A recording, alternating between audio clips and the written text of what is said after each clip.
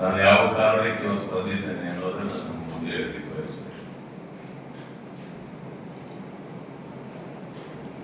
ಕಲ್ಯಾಣ ಕರ್ನಾಟಕ ಭಾಗವಾಗಿರ್ತಕ್ಕಂಥ ರಾಯಚೂರು ಜಿಲ್ಲೆ ಈ ಒಂದು ವಾರ ಅಥವಾ 15 ದಿವಸಗಳ ಒಳಗೆ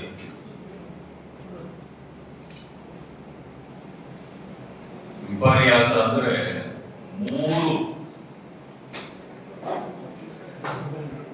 ಅತ್ಯಾಚಾರಗಳು ಆಗಿ ಕೊಲೆಯಾಗಿರ್ತಕ್ಕಂಥ ಮತ್ತೊಬ್ಬ ದಲಿತ ನಾಯಕರ ಹತ್ಯೆ ಆಗಿರ್ತಕ್ಕಂಥದ್ದನ್ನು ನಾನು ಗಮನಿಸಿದ್ದೇನೆ. ಈ ವಿಚಾರವನ್ನ ಸದನ ನಡೀತಕ್ಕಂಥ ಸಂದರ್ಭದಲ್ಲೂ ಕೂಡ ನಾನು ಪ್ರಸ್ತಾಪ ಮಾಡಿದ್ದೇನೆ. ಆದರೆ ಹೆಚ್ಚಿಗೆ ಅದಕ್ಕೆ ಪ್ರಚಾರ ಸಿಕ್ಕಲ್ಲ. ಯಾಕಂತಂದ್ರೆ ಸದನದ ಒಳಗಡೆ ಮತ್ತು ಹೊರಗಡೆ ಒಂದು ವಿಷಯ ಬಂದಿಟ್ಕೊಂಡು ನಾವು ಹೋರಾಟ ಮಾಡ್ತಿದ್ವಿ. ಕಾಂಗ್ರೆಸ್ ಸರ್ಕಾರ ಇವತ್ತಿನವರೆಗೆ ಅಂದ್ರೆ ಇವತ್ತು 27 ತಾರೀಕು ಸದನ ನಡೀಬೇಕಾಗಿತ್ತು. ಸೋಮವಾರಕ್ಕೆಲ್ಲ ಇನ್ನು 3 ದಿನ ಇರುವಾಗಲೇ ಸದನವನ್ನ ಮುಂದೂಡಿ ಭಾರತ ದೇಶದಿಂದ ಯಾರ್ಯಾರು ಬಾಂಗ್ಲಾದೇಶದಿಂದ ನುಸುಳುಕೋರರು ಭಾರತಕ್ಕೆ ಬಂದಿದ್ರಲ್ಲ ನುಸುಳಿ ಅಂತವರನ್ನ ಈಗ ಕೇಂದ್ರ ಸರ್ಕಾರದ ಗೃಹ ಸಚಿವರಾಗಿರ್ತಕ್ಕಂಥ ಮಾನ್ಯ ಹೋಮ್ ಮಿನಿಸ್ಟರ್ ಮತ್ತೆ ಪ್ರಧಾನಮಂತ್ರಿಗಳು ಇಬ್ಬರು ಸೇರಿ ಅಮಿತ್ ಶಾ ಅವರು ಮೋದಿ ಅವರು ಯಾವ ರೀತಿ ಅವ್ರನ್ನ ಓಡಿಸ್ತಾ ಇದಾರಲ್ಲ ಬಾಂಗ್ಲಾದೇಶಕ್ಕೆ, ಹಾಗೆ ಈ ಕಾಂಗ್ರೆಸ್ ಸರ್ಕಾರ ಮಂತ್ರಿಮಂಡಲ ಸದನವನ್ನ ಮುಂದೂಡಿ ಆ ನುಸುಳುಕೋರರಿಗಿಂತ ಜೋರಾಗಿ ಕಳ್ಳರು ಸಿಕ್ಕಾಕೊಂಡ ಓಡ್ತಾರಲ್ಲ ಹಾಗೆ ಓಡಿ ಹೋಗ್ಬಿಟ್ಟು ಆ ಕಾರಣದಿಂದ ಈ ಈ ಕೇಸು ಮತ್ತು ಅತ್ಯಾಚಾರದ ಕೇಸುಗಳನ್ನ ನಾವಲ್ಲಿ ಹೆಚ್ಚು ಪ್ರಸ್ತಾಪ ಮಾಡಲಿಕ್ಕಾಗಲಿಲ್ಲ. ಇನ್ನು 3 ದಿನ ಇದೆ, ನಾವು ಮಾಡಬೇಕು ಅಂತ ಅನ್ನೋದಕ್ಕೆ ಪರಾರಿ ಕಾಂಗ್ರೆಸ್ ಪರಾರಿ ಯಾರು ಹೇಳ್ಬೇಕು ನಾವೀಗ. ಅದಕ್ಕೆ ತಕ್ಷಣ ಮನೆ ಮುಗಿಯಿತು, ನಿನ್ನೆ ರಜೆ ಇತ್ತು, ಆದ್ರಿಂದ ಇವತ್ತು ಯಾವುದೇ ಕಾರಣಕ್ಕೆ ನಿಲ್ಲಿಸಬಾರ್ದು, ಹೋಗಿ ನೋಡ್ಬೇಕು. ಯಾಕೆ? That is my commitment.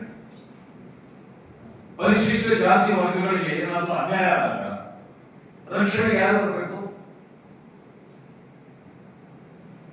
ನಾವು ಪರಿಶಿಷ್ಟ ಜಾತಿ ವರ್ಗಗಳ ಪರವಾಗಿರೋ ಕಾರಣ ಮತ್ತು ಅದೇ ರಕ್ತವನ್ನು ಹಂಚಿಕೊಂಡಿರೋ ಕಾರಣ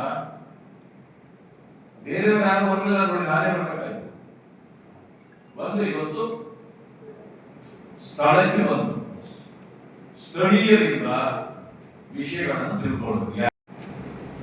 ಅಧಿಕಾರಿಗಳು ಕೊಡ್ತಕ್ಕಂಥ ವಿಷಯವೇ ಬೇರೆ, ಆದರೆ ಅದು ಸತ್ಯವ ನಿತ್ಯವ ನಾನು ತಿಳ್ಕೊಳ್ಬೇಕು. ಆದ್ರಿಂದ ಈಗ ಇಲ್ಲಿ ಬಂದಿದ್ದೇನೆ. ಮುಗಿದ ತಕ್ಷಣ ಈಗ ದೇವದುರ್ಗಕ್ಕೆ ಹೋಗ್ತಾ ಇದ್ದೇನೆ. ಅಲ್ಲಿ ಒಬ್ಬ ಯುವಕ ನಮ್ಮ ಒಂದು ಕೊಲೆಯಾಗಿದೆ. ಅದಕ್ಕೆ ಕಾರಣ ಏನು? ಅಲ್ಲಿಂದ ಅಶ್ವಿನಿ ಅಂತಕ್ಕಂಥ ಒಂದು ಹೆಣ್ಣು ಮಗಳು ಡಿಗ್ರಿ ಮಾಡಿದ್ದು, ಹಲವು ಕನಸುಗಳನ್ನ ಹೊತ್ತು ಕೊಡ್ತಿದ್ದವಂತ ಆ ಹೆಣ್ಣು ಮಗಳನ್ನ ಇವತ್ತು ಅತ್ಯಾಚಾರ ಮಾಡಿ ಕೊಲೆ ಮಾಡಲಾಗಿದೆ. ಈ ಎಲ್ಲದಕ್ಕೂ ಕಾರಣ ಏನು ಅನ್ನೋದನ್ನು ನಾನು ತಿಳ್ಕೊಳ್ಬೇಕು. ಆದರೆ ಕಲ್ಯಾಣ ಕರ್ನಾಟಕಕ್ಕೆ ಇದೊಂದು ಕಪ್ಪು ಚುಕ್ಕಿ. ಈ ಭಾಗಕ್ಕೆ ಇಲ್ಲೇ ನಮ್ಮ ಗೃಹ ಸಚಿವರು ಇದ್ದಾರೆ. ಈಗ ನಾನು ಕೇಳಿದಾಗ ಅವರು ಮಾತಾಡಿದ್ರಲ್ಲ, ಇವಕ್ಕೆಲ್ಲಕ್ಕೂ ಕಾರಣ ಏನು ಅಂತಂದ್ರೆ ಸರ್ ಡ್ರಗ್ಸ್, ಗಾಂಜಾ. ಯಾಕೆಂದ್ರೆ ಏನು ಗಾಂಜಾ ಹೊಡಿತಾರೆ, ಡ್ರಗ್ಸ್ ತಗೊಳ್ತಾರೆ. ಆ ಕಾರಣದಿಂದ ಇಂಥ ಅಚಾತುರ್ಯಗಳು ನಡೀತವೆ ಅಂತ. ಈಗಿದ್ರೆ ನಾನು ಕೂಡ ಮೊದಲು ಇವತ್ತು ಬೆಳಗ್ಗೆ SP ಅವರು ನನ್ನನ್ನು ಭೇಟಿ ಮಾಡಿದ್ರು. ಅವಾಗ ನಾನು ಅವ್ರಿಗೂ ಗಮನ ತಂದಿದ್ದೇನೆ, ನೋಡಿ ಇದು ಪಬ್ಲಿಕ್ ಏನು ಮಾಡಕ್ಕಾಗಲ್ಲ. ಯಾರು ಡ್ರಗ್ಸ್ ಮಾರಾಟ ಮಾಡ್ತಾರೆ ಅದ್ರ ಹಿಂದೆ ಯಾರಿದ್ದಾರೆ ಅವರನ್ನ ಮೊದಲು ಸೆರೆ ಮಾಡಿದ್ರೆ ನೀವು ಎಲ್ಲವೂ ಹತೋಟಿಗೆ ಬರ್ತದೆ. ಸಣ್ಣ ಪುಟ್ಟ ವಯಸ್ಸಿನವರು ಅಂದ್ರೆ 10, 12, 13, 15 ವಯಸ್ಸಿನವರು ಕೂಡ ಗಾಂಜಾ ಹೊಡೆದು ಡ್ರಗ್ಸ್ ತಗೊಂಡು ಇವತ್ತು ಬೀದಿಯನ್ನು ಸುತ್ತಾರೆ. ಕೆಲಸ ಇಲ್ಲ, ಬರಗಾಲ ಬೇರೆ ಬಂದಿದೆ. ಬರ ಇದ್ರೂ ಪರಿಸ್ಥಿತಿ ಅದ. ನಾನೆಲ್ಲ ಮಾತಾಡ್ತೇನೆ. ನಾನು ಈ ವಿಚಾರದಲ್ಲಿ ರಾಜಕೀಯವನ್ನ ನಾನು ತರಲಿಕ್ಕೆ ಹೋಗುವುದಿಲ್ಲ. ಆದರೆ ಜನರ ಆರೋಗ್ಯ ಮುಖ್ಯ. ಜನರ ಆರೋಗ್ಯ ಸರಿ ಇದ್ರೆ ಅವರ ಕುಟುಂಬ ಸರಿ ಇರುತ್ತೆ, ಕುಟುಂಬದ ಆರೋಗ್ಯ ಸರಿ ಇರುತ್ತೆ, ಕುಟುಂಬದ ಆರೋಗ್ಯ ಸರಿ ಇದ್ರೆ ಸಮಾಜದ ಆರೋಗ್ಯ ಸರಿ ಇರುತ್ತೆ, ಸಮಾಜದ ಆರೋಗ್ಯ ಸರಿ ಇದ್ರೆ ರಾಜ್ಯ ಮತ್ತು ರಾಷ್ಟ್ರ ಸುಭದ್ರವಾಗಿರುತ್ತೆ. ಬಟ್ ಇಲ್ಲಿ ಆರೋಗ್ಯ ಎಲ್ಲದರಲ್ಲೂ ಕೇಳ್ತಾ ಹೋದ್ರೆ ನಮ್ಮ ದೇಶಕ್ಕೆ ಇದೊಂದು ರೀತಿಯ ಕಳಂಕ ಆಗುತ್ತೆ, ತೊಂದರೆಗಳು ಆಗುತ್ತೆ. ಇದರಿಂದ ಅನೇಕ ಅನಾಹುತಗಳು. ನಾನು ಕೇಳ್ತಕ್ಕಂಥದ್ದು ಇಷ್ಟೆಲ್ಲ ಆದ್ರೂ ಯಾವ್ದಾದ್ರು ಕಾಂಗ್ರೆಸ್ ನಾಯಕರು ಬಂದು ನೋಡಿದಾರ? ಸರ್ಕಾರ ಬಂದಿದೆಯಾ? ಅಧಿಕಾರಿಗಳು ಬರ್ತಕ್ಕಂಥದ್ದು ಸರಿ ಇದೆ ಅಂತ ಬರಲೇಬೇಕು, ಅವ್ರು ಬರ್ತಾರೆ. ಈಗಾಗಲೇ ತಹಸೀಲ್ದಾರ್ ಬಂದಿದ್ರು, ಸೋಷಿಯಲ್ ವೆಲ್ಫೇರ್ ಡಿಸ್ಟ್ರಿಕ್ಟ್ ಆಫೀಸರ್ ಬಂದಿದ್ರು. ಅವರು ಬಂದು ಏನೇನು ಅವರಿಗೆ ಸಲಕರಣೆಗಳನ್ನು ಕೊಡಬೇಕು, ಪರಿಹಾರಗಳನ್ನು ಏನ್ ಕೊಡಬೇಕು ಅದು ಮಾಡ್ತಕ್ಕಂಥ ಕೆಲಸ ಅದು ಮಾಡಲೇಬೇಕು, ಮಾಡ್ತಾರೆ.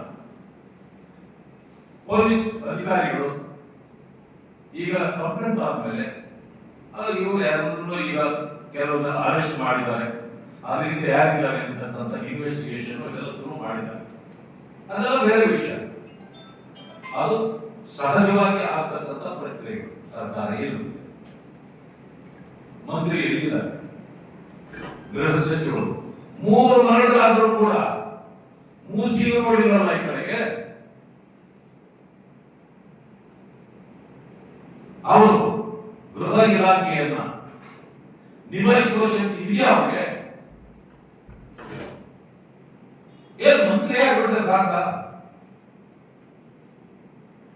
ಈ 10ರಲ್ಲಿ fail to handle home ministry. ನಾನು ಮಾನ್ಯ ಮುಖ್ಯಮಂತ್ರಿಗಳಿಗೆ ಮನವಿ ಮಾಡ್ತೇನೆ, ನಮಗೆ ರಾಜ್ಯಕ್ಕೆ ಒಳ್ಳೆ ಒಬ್ಬ ಗೃಹ ಸಚಿವರಿಗೆ ನೀವು ಯಾರನ್ನಾದ್ರು ಗೃಹ ಸಚಿವರು ಮಾಡ್ಕೊಂಡಿದ್ದೀರೋ ಅವ್ರು ದಯವಿಟ್ಟು RSS ಗೆ ಉಸ್ತುವಾರಿ ಕೊಟ್ಬಿಡಿ. ಅವ್ರ RSS ಮಂತ್ರಿ ಹಾಕೊಂಡಿರ್ಲಿ, ಒಂದು ಹೊಸ ಮಂತ್ರಿ ಕ್ರಿಯೇಟ್ ಮಾಡ್ಬಿಟ್ಟು ಅವ್ರ RSS ಕೊಟ್ಬಿಡಿ. ಬೆಳಗ್ಗೆಯಿಂದ ರಾತ್ರಿ ಹೊಡೆದು ಪಾಪ RSS ಗುಣಗಾನ ಮಾಡ್ತಾರೆ, ಮಾಡಿ. ನಾವೇನ್ ಬೇಡ, ಬರೀ ಅದೆಲ್ಲ ಕೆಲಸ ಆಗಬೇಕಾಗಿರೋದು. ಜನರ ಸಮಸ್ಯೆಗಳ ಪರಿಹಾರ ಮುಕ್ತರಾಗಬೇಕು. ಬೀದರ್ನಿಂದ ಇಲ್ಲಿವರೆಗೂ ನಾನು ಕಲ್ಯಾಣ ಕರ್ನಾಟಕದ ಬಗ್ಗೆ ಅಷ್ಟೇ ಮಾತಾಡ್ತೇನೆ. ಎಲ್ಲ ಜಿಲ್ಲೆಗಳಲ್ಲೂ ಕೂಡ ಈ ಸಣ್ಣ ಹಾವಳಿ ಹೆಚ್ಚಾಗಿದೆ. ಅದನ್ನು ತಡೆಯಬೇಕು. ಅದನ್ನು ಬಿಟ್ಟು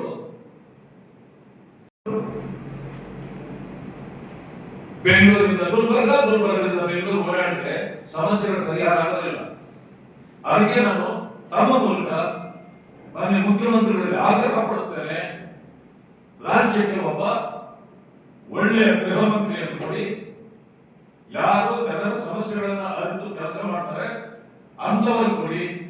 ನಮಗೆ ಇಂಥ RSS ನ ಜವಾಬ್ದಾರಿ ಇರ್ತಕ್ಕಂಥ ಮಂತ್ರಿ ನಮಗೆ ಬೇಡ ಅಂತ ಹೇಳಲಿಕ್ಕೆ ಬಯಸ್ತೇನೆ. ಈಗಲೂ ಅಷ್ಟೇ, ಈಗ ನಾನು ಬೆಳಗ್ಗೆ ನೋಡಿದೆ, ನಾನು DC ಅವರು ಒಂದು ಪತ್ರ ಬರೆದಿದ್ದಾರೆ. SP ಅವರು ಬಂದು ನನಗೆ ಎಲ್ಲ ವಿವರಣೆಯನ್ನು ಕೊಟ್ಟು, ಆಯ್ತು ಅವರೇನು ಇನ್ವೆಸ್ಟಿಗೇಟ್ ಮಾಡಿದಾರೋ ಅಥವಾ ಇನ್ನೂ ಇನ್ವೆಸ್ಟಿಗೇಷನ್ ಆಫೀಸರ್ ಏನೇ ಮಾಡ್ತಿದ್ದಾರೋ ಮಾಡಲಿ, ಒಟ್ಟಿಗೆ ಸತ್ಯ ಹೊರಗೆ ಬರಬೇಕು. ಆ ನೊಂದ ಕುಟುಂಬಗಳಿಗೆ ನ್ಯಾಯ ಸಿಗಬೇಕು. ಆ ಕಾರಣಕ್ಕೆ ನಾವು ಬಂದಿದ್ದೇವೆ, ಅವರು ಕೆಲಸ ಮಾಡ್ತಾರೆ. ಆದ್ರೆ DC ಅವರು AC ಅವರು ಎಲ್ಲೋ ಹೋಗಿದ್ದಾರೆ, ಎಲ್ಲರೂ ಬಂದಿದ್ದಾರೆ. ಅವರು ಒಂದು ವರದಿಯನ್ನು ಸರ್ಕಾರ ಕೊಟ್ಟಿದ್ದಾರೆ. ಆ ವರದಿಯಲ್ಲಿ ಏನಿದೆ ಅಂದ್ರೆ ಕೆಲವು ದಲಿತ ಸಂಘಟನೆಗಳು ಬಂದು 3 ಕಡೆ ಕೊಲೆಗಳಾಗಿದೆ, ಅತ್ಯಾಚಾರ ಆಗಿದೆ, ಇದನ್ನು ಸಿಮೋಡಿ ಕೊಡಿ ಅಂತ ಮನವಿ ಮಾಡಿದ್ದಾರೆ. ಕ್ರಮ ಜರುಗಿಸಲಿಕ್ಕೆ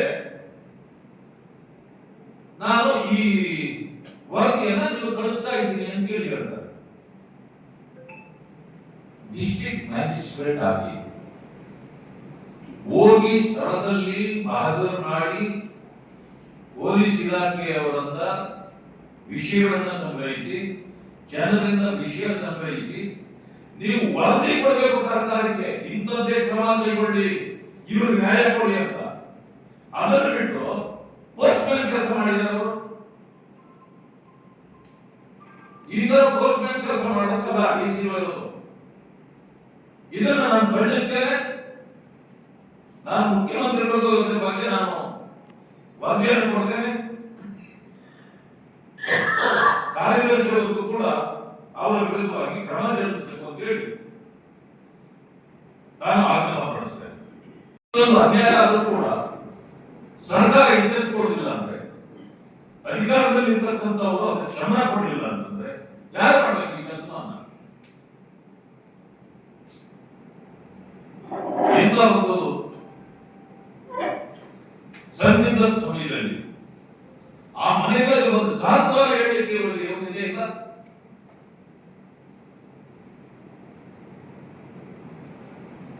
ಆದ್ರಿಂದ ಈಗ ಒಂದಾಯ್ತು, ಇನ್ನೂ 2 ಕಡೆಗಳಲ್ಲಿ ಹೋಗ್ತಾರೆ. ಅವೆಲ್ಲೂ ನಾನು ಅವರನ್ನು ಭೇಟಿ ಮಾಡಿ ಮಾತುಕತೆ ಮಾಡಿ ಸಾಂತ್ವನ ಹೇಳಿ ಕೊನೆಗೆ ಏನು ವಿಷಯ ಅಂತಕ್ಕಂಥ ರಿಪೋರ್ಟ್ ಅನ್ನ ನಾನು ಮಾನ್ಯ ಮುಖ್ಯಮಂತ್ರಿಗಳಿಗೂ ಮತ್ತು ಇವರಿಗೆ ಕಳಿಸಿಕೊಡ್ತೇನೆ. ಒಟ್ಟಾರೆ ಎಲ್ಲರೂ ನ್ಯಾಯ ಸಿಗಬೇಕು ಅಂತಕ್ಕಂಥದ್ದು ನಮ್ಮ ಉದ್ದೇಶ. ನಮ್ಮ ಮುಂದೆನೆ ನಾವು ಹೇಳಿದೆ ಅಂತ ಕಾಣಿಸ್ತೇವೆ.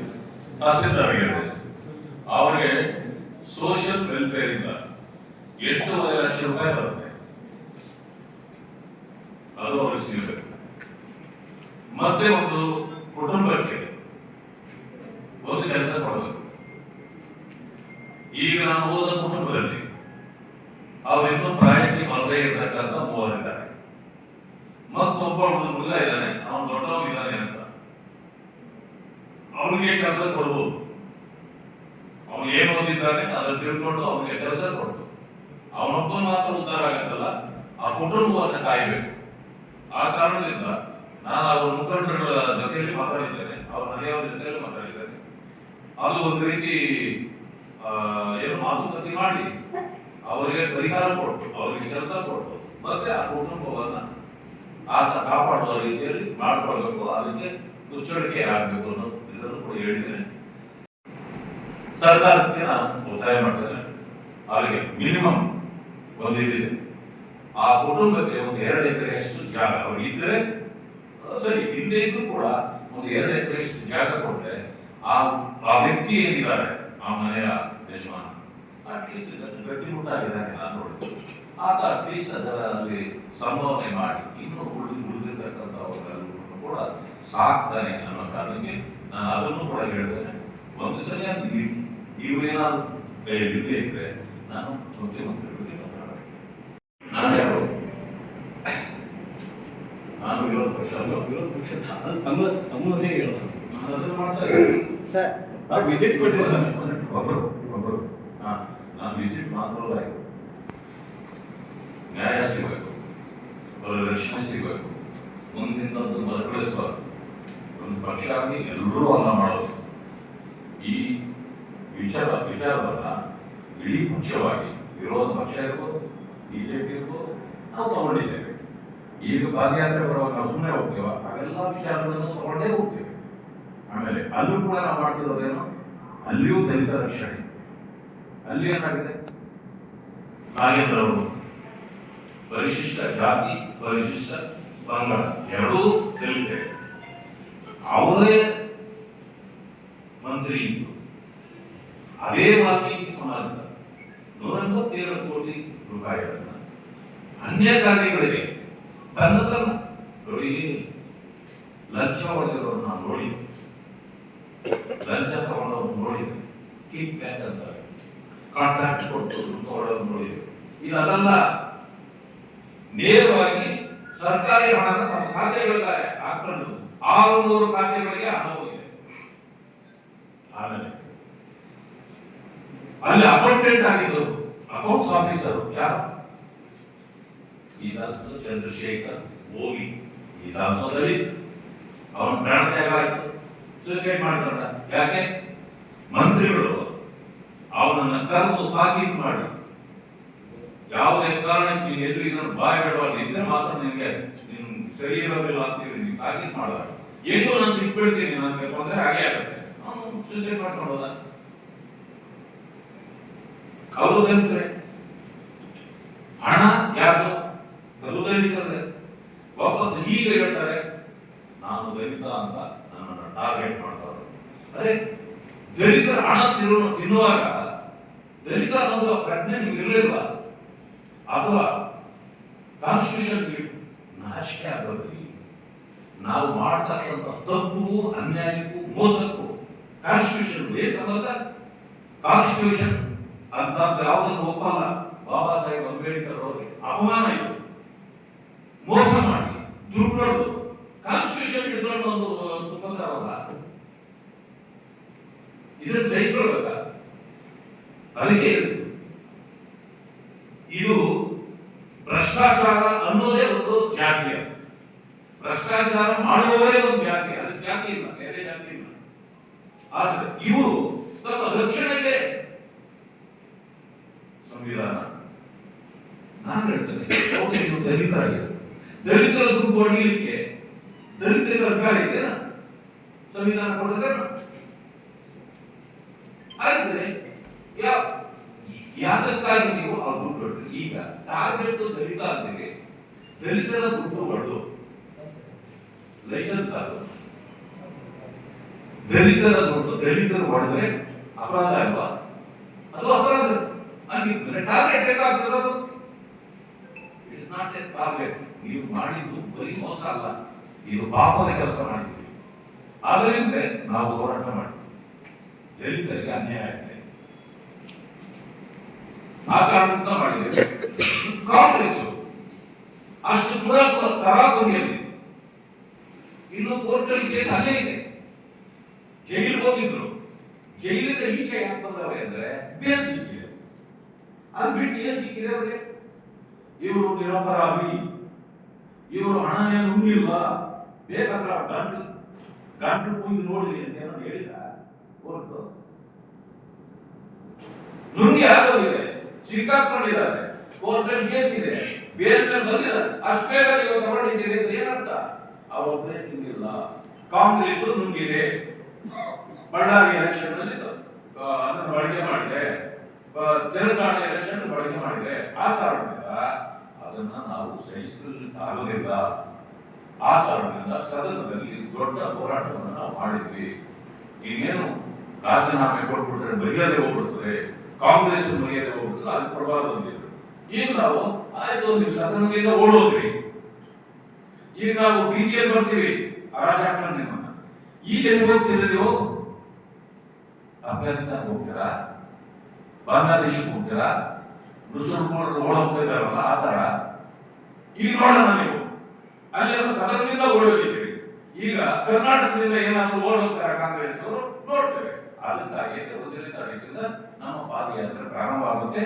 ಈ ರೀತಿಯ ಭ್ರಷ್ಟಾಚಾರಗಳನ್ನ ನಮ್ಮ ಪಕ್ಷ ನಾವು ಸಹಿಸಿಕೊಳ್ಳಲಿಕ್ಕೆ ಸಾಧ್ಯ ಇಲ್ಲ. ಅದರಿಂದಾಗಿ ಹೋರಾಟ ಮಾಡ್ತೇವೆ. ನಿಲ್ಲಿಸಿದ್ರು ಸರ್, ದಯವಿಟ್ಟು ನೀವು ಅದನ್ನು ಹೇಳಬೇಕು. ನಮ್ಮ ತಾಲೂಕುಗಳ ಬರಗಾಲ ಇಲ್ಲ ಅನ್ನೋ ತರ ಬೇರೆಯವರ ಬರಗಾಲ ಅಂತ ಘೋಷಣೆ ಮಾಡ್ತಾ ಇದ್ದಾರೆ, ನಮ್ಮದು ಬರಗಾಲಕ್ಕೆ ಸೇರಿಸಿಲ್ಲ ಅಂತೀವಿ. ಯಾಕೆ ಸೇರಿಸಲ್ಲ ಗೊತ್ತಾ? ಇವ್ರ ಹತ್ರ ದುಡ್ಡಿಲ್ಲ. ಇವು ಜಾಸ್ತಿ ತಾಲೂಕುಗಳು ಸೇರಿಸ್ಬಿಟ್ರೆ ಮತ್ತೆ ಇವ್ರಿಗೆಲ್ಲ ದುಡ್ಡು ಕೊಡಬೇಕಾಗತ್ತೆ. ಯಾರು? ಇವರದ್ದು ರಿಸರ್ವ್ ಫಂಡ್ ಇರುತ್ತೆ. ಈ ಫಂಡ್ ಕೊಟ್ಟ ಮೇಲೆ ಕೇಂದ್ರ ಸರ್ಕಾರದವರು ಫಂಡ್ ಕೊಡ್ತಾರೆ. ಇವರೇ ಕೊಡಲಿಲ್ಲ ಅಂದ್ರೆ ಅವರು ಕೊಡಲ್ಲ. ಲಾಸ್ ಯಾಕೆ? ರೈತರಿಗೆ. ಆಗ ಇವರ ಹತ್ರ ದುಡ್ಡಿಲ್ಲದ ಕಾರಣ ರೈತರಿಗೆ ಅನ್ಯಾಯ ಮಾಡಲಿಕ್ಕೆ ಹೊರಟಿದ್ದಾರೆ. ಇಂಥವುಗಳನ್ನು ನಾವು ಬಿಡೋದಿಲ್ಲ. ಇದಕ್ಕಾಗಿ ನಾವು ಹೋರಾಟ ಮಾಡ್ತೀವಿ. ಈಗಾಗಲೇ ಜ್ಞಾನಂದರವರು ಓಡಿ ಹೋಗಿದ್ದಾರೆ. ಯಾಕೆ? ಭ್ರಷ್ಟಾಚಾರದಲ್ಲಿ ಭಾಗಿಯಾಗಿದ್ದಾರೆ ಅನ್ನೋ ಕಾರಣಕ್ಕೆ ತಲೆ ತಪ್ಪಿಸ್ಕೊಳ್ತಕ್ಕಂಥದ್ದು ಸರಿ.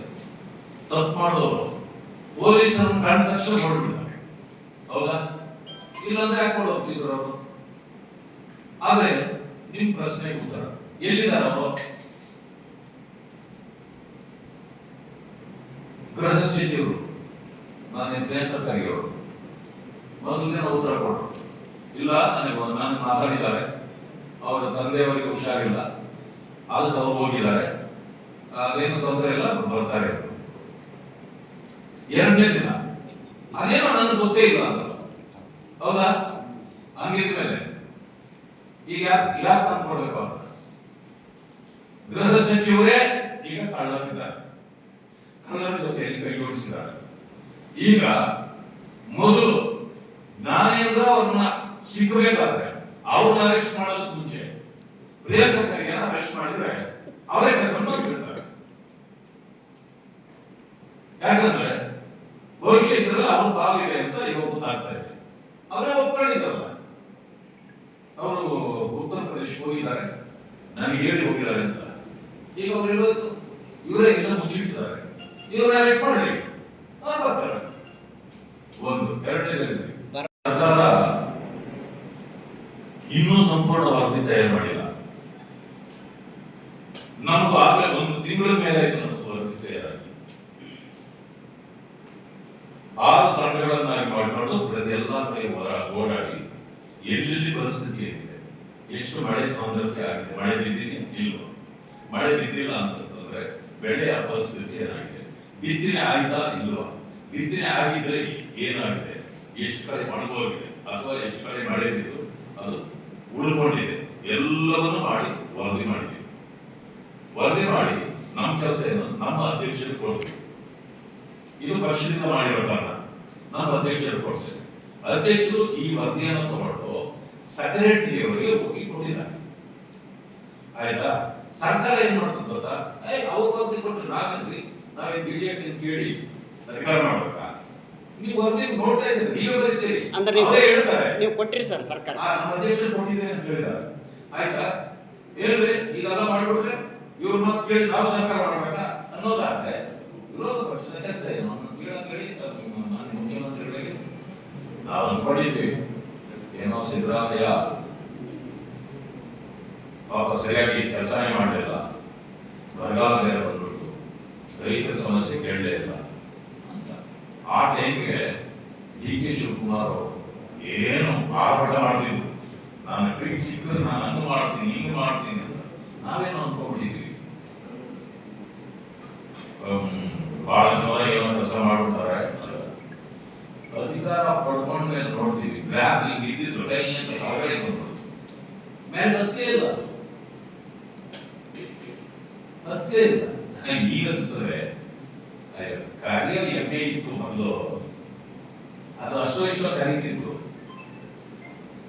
ಅದನ್ನ ಕೊಟ್ಬಿಟ್ಟು ಬರೀ ಕೋಣ ತಂದ್ಬಿಟ್ಟಿದ್ವಿ, ಯಾರೇ ಕೊಡಲ್ಲ